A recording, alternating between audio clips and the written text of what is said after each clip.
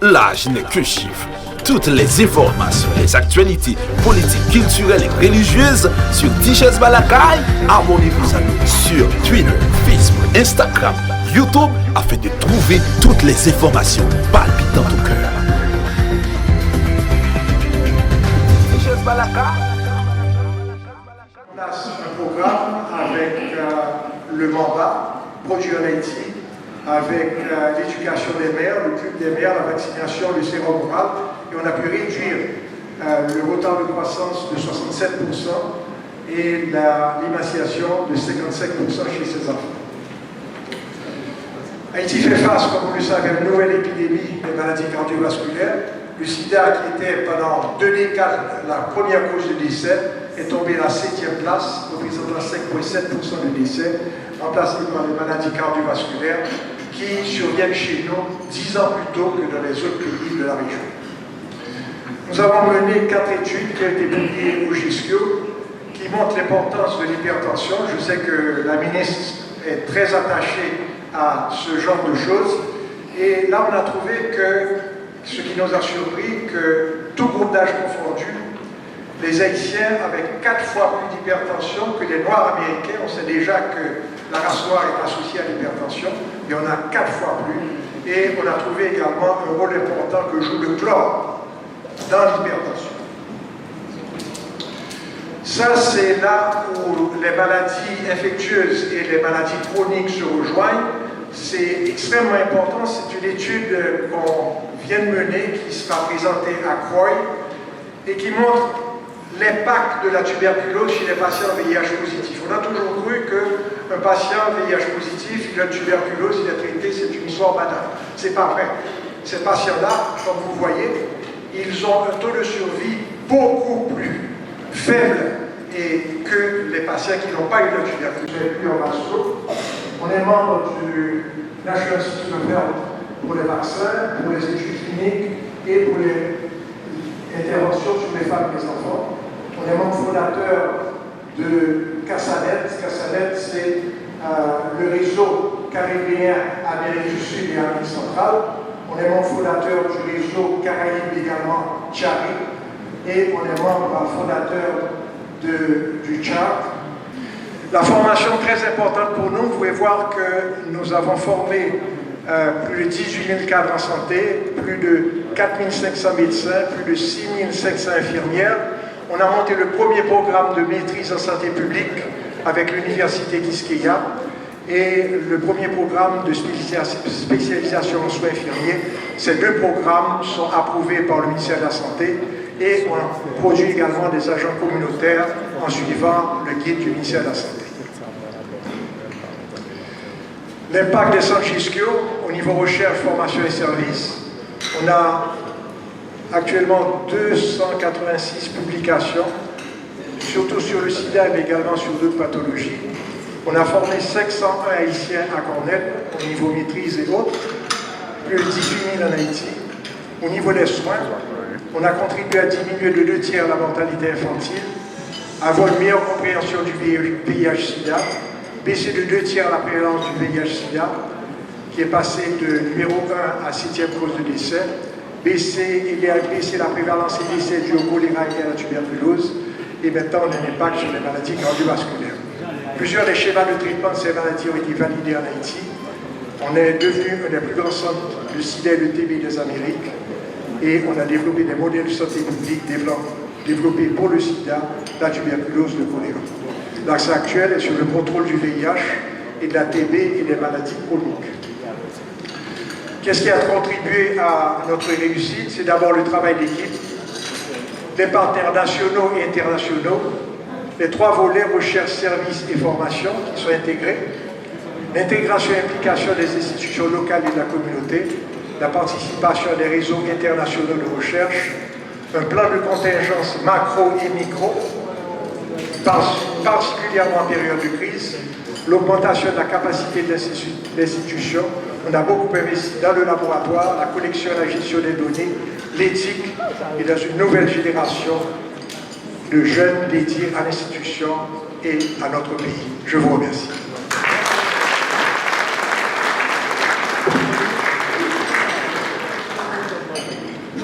Merci, Dr Pape. Dr Pape est le directeur des centres Guesquio.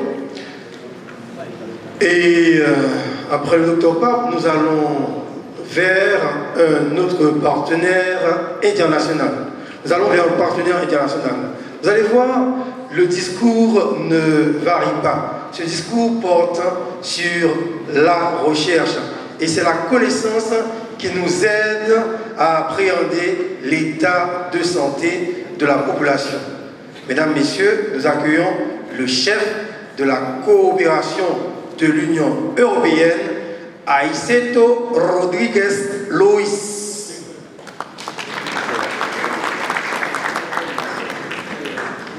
Madame la ministre de la Santé publique et de la Population, Monsieur le directeur général du ministère de la Santé publique et de la Population, Monsieur le directeur de la direction de l'épidémiologie, des laboratoires et de la recherche, Mesdames et Messieurs les cadres de l'administration publique haïtienne, Madame la chef du projet international SP Haïti Lab de la Fondation Mérieux, Monsieur le directeur des centres Guesquio en Haïti, ainsi que de l'Académie en général, Mesdames, Messieurs les partenaires techniques et financiers, les membres de la presse, Mesdames, Messieurs. Nous étions ici il y a 1 an et demi pour le lancement de la politique nationale des laboratoires afin d'améliorer la santé de la population haïtienne.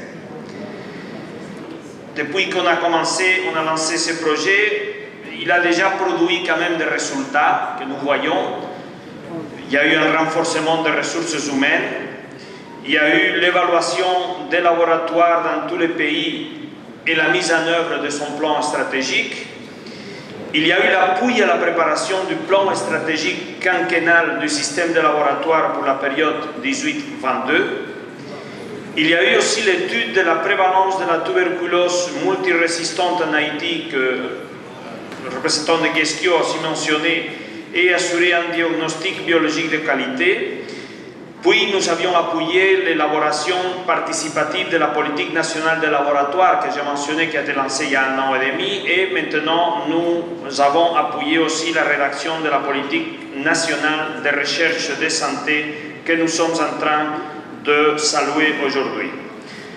Donc, après avoir, sur la phase préalable, contribué à l'utilisation, à l'amélioration du système de laboratoire dans sa fonction diagnostique, nous nous lançons maintenant dans cet autre domaine fascinant mais nécessaire aussi dans toute communauté moderne qui est la recherche médicale. Je félicite tous les professionnels du ministère de la Santé publique avec Madame la ministre à la tête, tous les amis de la Fondation Mérieux et de Guesquio, de l'Académie en général, tous les professionnels de la santé du pays pour tout le travail accompli et pour les nouvelles possibilités que cette politique de recherche ouvre devant eux au bénéfice final des Haïtiennes et des Haïtiens. Je vous félicite aussi, Madame la ministre, pour la ratification de cette importante politique dont j'augure de brillants résultats. Merci en pile, tout le monde. Merci.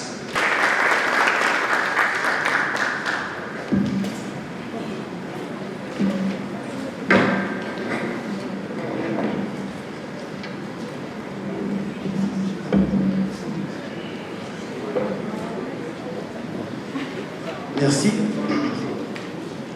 Merci Aiceto Rodriguez Lois. Eh bien, en ce qui a trait à la politique nationale de recherche en santé, et j'ai lu une réflexion qui part ainsi. Je lis.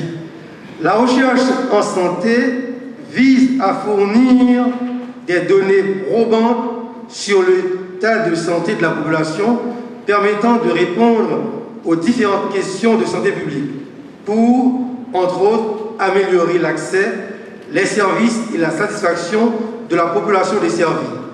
Elle doit être menée dans un cadre précis, respectant les normes en vigueur d'éthique et de qualité, dans un environnement favorable à la collaboration entre entités et parties prenantes, en favorisant l'accès à l'information, notamment aux décideurs, pour un plus grand impact sur la santé de la population. Pour couronner la cérémonie officielle de lancement de la politique nationale de recherche en santé, je vous invite, mesdames, messieurs, à vous mettre debout pour accueillir la ministre de la Santé publique, Dr Marie-Greta Roy-Clément.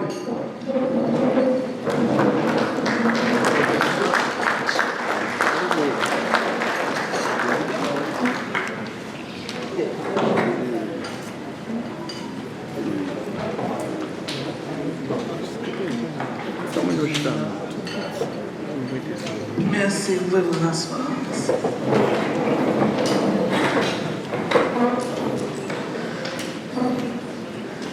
Monsieur le directeur général du ministère de la Santé publique et de la population, Monsieur le représentant de la délégation de l'Union européenne en Haïti, Monsieur le représentant de l'OPS-OMS, Madame la représentante de la Fondation Mérieux, Monsieur le directeur des centres GESCIO, Monsieur le représentant de l'Université d'État d'Haïti, Mesdames, Messieurs les partenaires techniques et financiers, Messieurs les directeurs de la Direction d'épidémiologie, des laboratoires et de la recherche d'ERV et du Laboratoire national en santé publique, Mesdames, Messieurs les directeurs centraux, départementaux, d'hôpitaux et de centres de santé, Mesdames et Messieurs mes conseillers techniques, Mesdames et Messieurs, représentants de la presse parlée, écrite, télévisée et en ligne, Mesdames, Messieurs, distingués invités, je salue votre présence dans cette salle en si grand nombre à l'occasion du lancement de notre toute première politique nationale de recherche en santé. L'importance de la recherche dans notre monde est indéniable, particulièrement en ce 21e siècle. La recherche façonne notre mode de vie, notre pensée, notre environnement, notre mode de gestion, nos politiques. Les découvertes se multiplient particulièrement dans le domaine de la santé au fur et à mesure qu'apparaissent des phénomènes nouveaux menaçant la santé, le développement social et économique des peuples.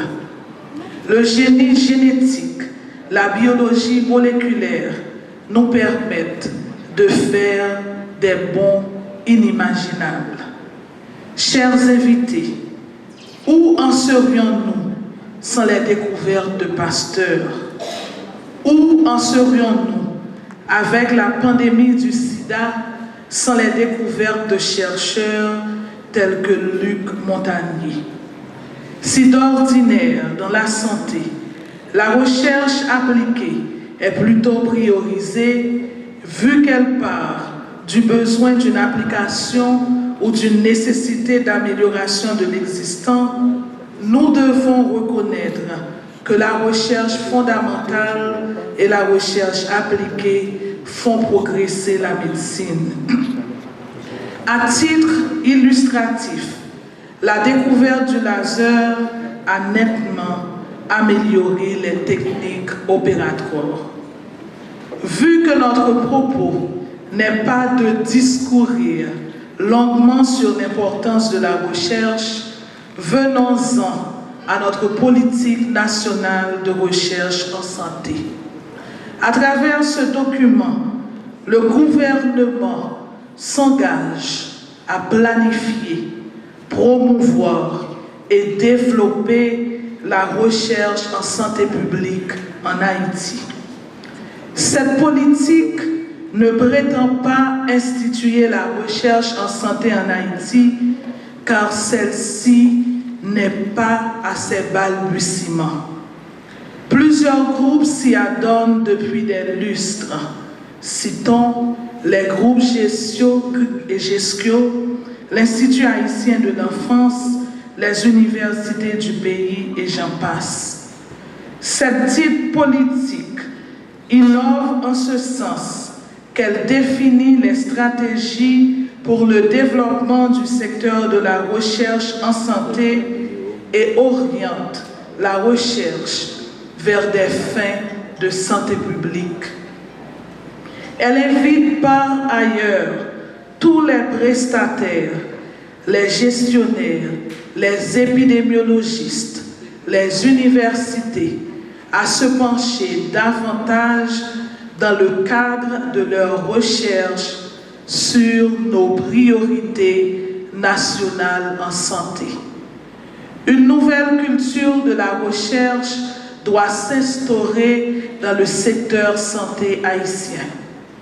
Les principaux concernés doivent être désormais à l'avant-garde de la recherche dont les résultats doivent être vulgarisés, archivés précieusement et plus spécialement inspirer les politiques, les stratégies afin d'améliorer nos principaux indicateurs en santé et par conséquent le bien-être de la population haïtienne. Des questions relatives à l'efficience de nos stratégies, à la couverture sanitaire, à l'équité en santé, à l'évolution et la distribution des maladies, des épidémies, à la survenue de phénomènes anormaux, doivent faire incessamment l'objet de nos préoccupations et de nos recherches. Et puisque nous parlons plus particulièrement de recherche appliquée, le fruit de nos travaux doit servir à améliorer l'existant grâce à une réelle appropriation des résultats. Chère Assemblée, la cohorte de chercheuses, de chercheurs actuels ou potentiels est impressionnante. Nous parlons ici des étudiants de nos facultés de médecine, de nos instituts de recherche, de nos professionnels en service social, de nos épidémiologistes, de nos résidents en médecine, de nos diplômés d'outre-mer. Puisque les déterminants de la santé sont multiples, pourquoi ne pas nous associer intimement aux autres secteurs et à l'université tout entière afin de constituer un vaste front de recherche capable d'élucider les causes sous-jacentes des multiples phénomènes qui nous préoccupent. Cette synergie dans la recherche centrée sur l'homme nous permettra de développer une approche encore plus rationnelle, plus efficace dans nos décisions politiques. Je veux, à l'occasion de ce lancement, remercier toutes les organisations qui ordinairement nous soutiennent dans le domaine de la recherche.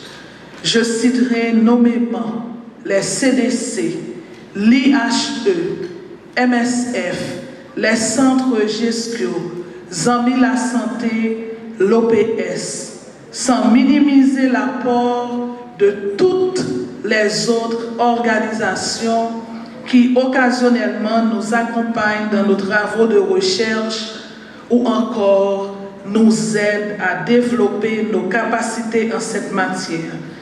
Je les invite tous à continuer à encadrer le LNSP, la DERD et le CIFAS dans l'implémentation de cette nouvelle politique ainsi que les autres entités versées dans la recherche.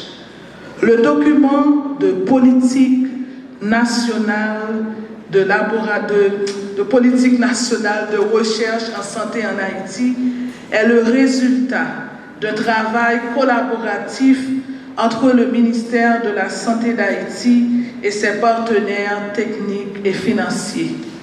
Monsieur le directeur de la DERD, Je vous félicite ainsi que votre équipe d'avoir mené à terme son élaboration grâce à votre dynamisme, votre sérieux et votre leadership.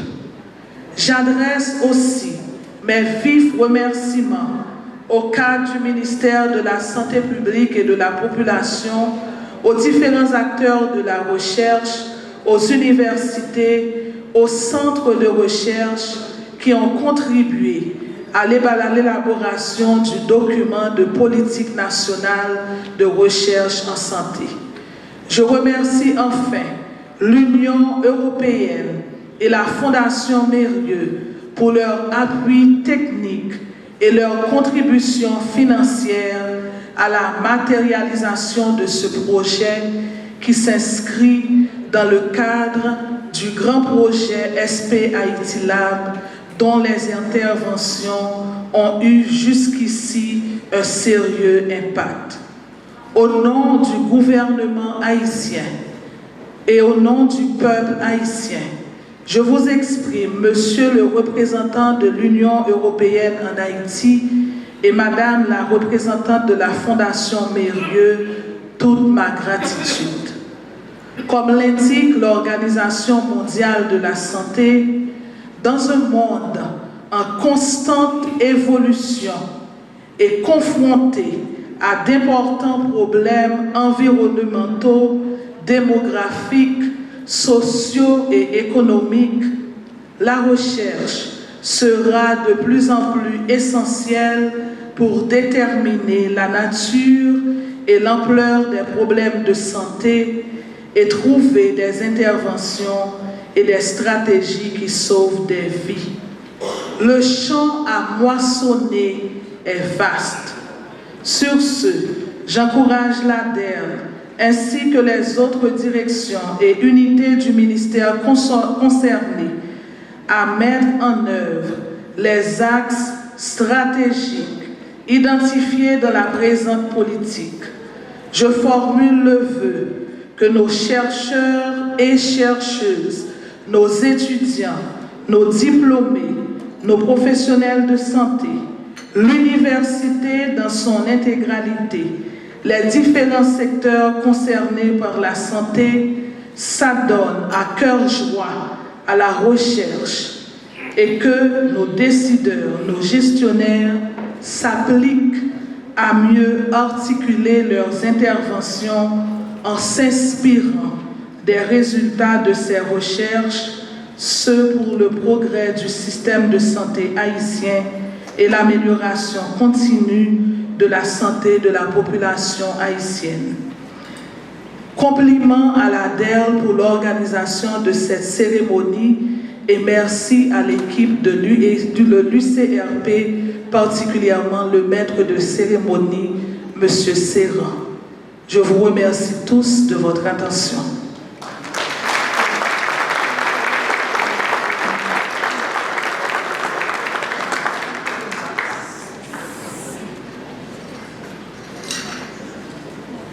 Merci Madame la Ministre.